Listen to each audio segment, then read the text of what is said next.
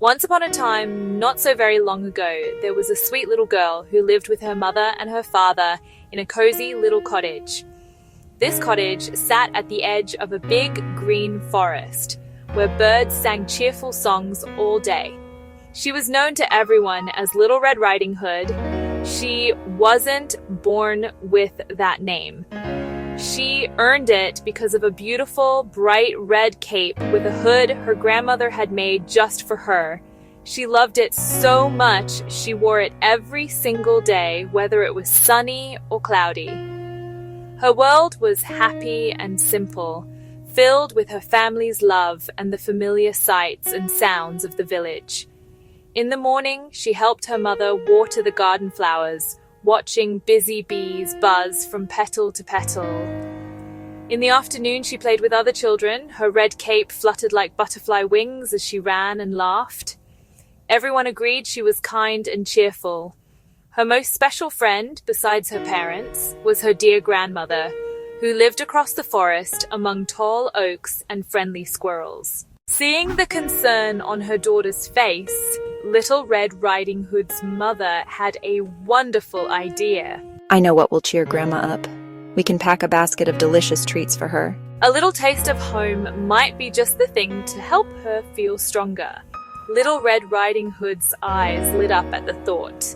Together, they went into their kitchen, always filled with the comforting smell of baking bread. They carefully began to prepare a special basket, filled not just with food, but with all of their love and well wishes for Grandma. First, they took a fresh loaf of bread, still warm from the oven. They wrapped it gently in a clean white cloth.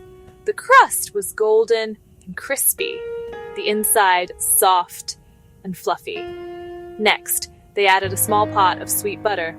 Then they chose some lovely, crumbly cakes, each with a dollop of strawberry jam on top. Little Red Riding Hood arranged everything in a sturdy wicker basket.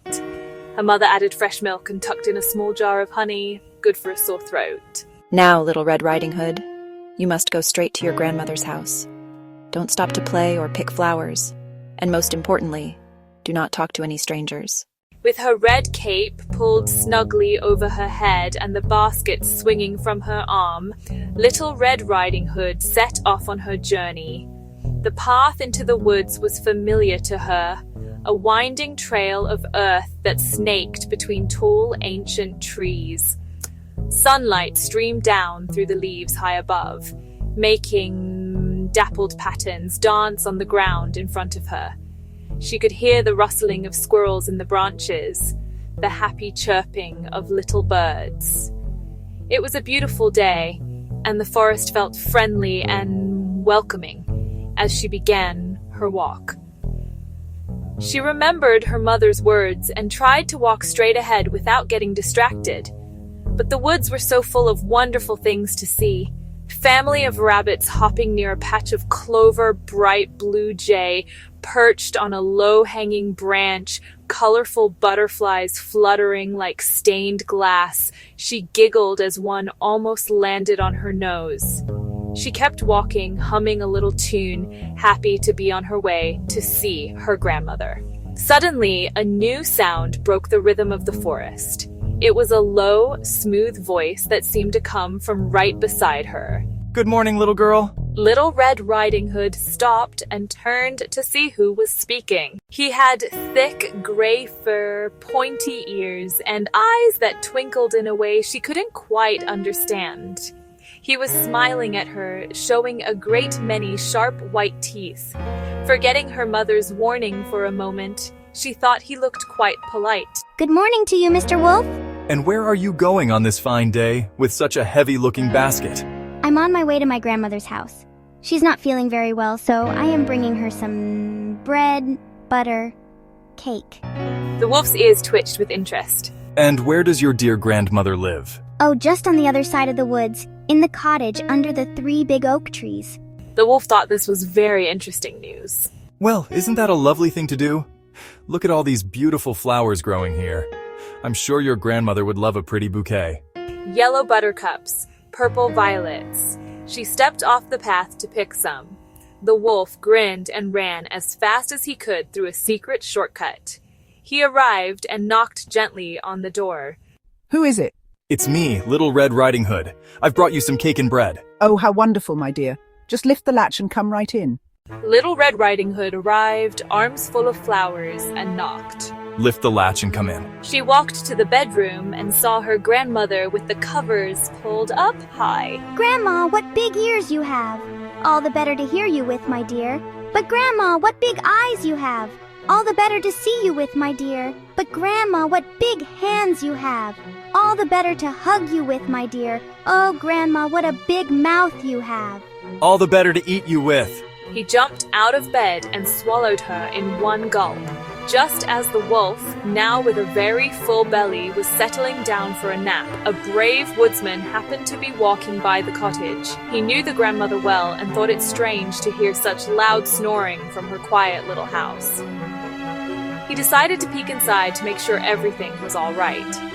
When he saw the wolf in the grandmother's bed, he knew he had to act quickly and bravely. Without making a sound, the woodsman crept into the cottage.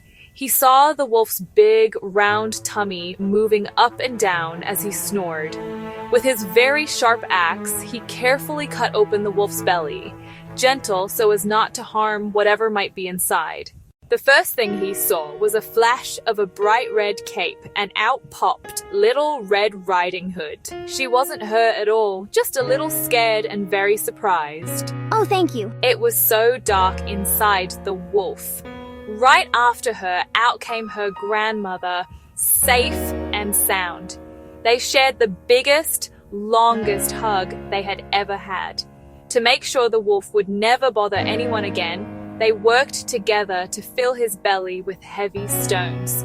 When the wolf woke up, he felt so heavy that he stumbled away into the deep forest, never to be seen again. Little Red Riding Hood, her grandmother, and the woodsman sat down together to enjoy the delicious treats from the basket. The bread and cakes tasted better than ever before. Little Red Riding Hood felt very sorry for not listening to her mother. She promised that from that day on, she would always remember to stay on the path and never, ever talk to strangers in the woods again. It was an important lesson learned while surrounded by people who loved her and kept her safe, and they all lived happily and safely ever after. Softly, the end.